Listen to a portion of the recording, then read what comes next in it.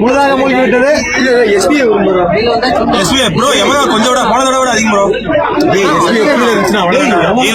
நீங்கள் பார்த்து கொண்டிருப்பது காசி தியேட்டர் பிரிட்ஜ். கிராஸ் ஆகி கொண்டிருக்கிறது. காசி தியேட்டர் பிரிட்ஜ் மேல தண்ணி இருக்கு.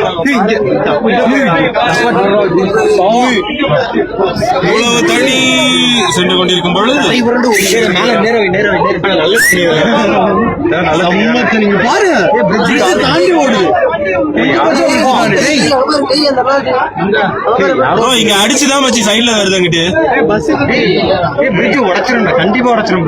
மேல வந்து உடச்சிரும். இல்லடா இப்பே பாரு போறதுக்கு வழியில அடிக்குது. வேகமா வந்து வர போர்ஸ் கட்டிக்குது. கண்டிப்பா உடஞ்சிரும். பிரிட்ஜ் எவ்வளவு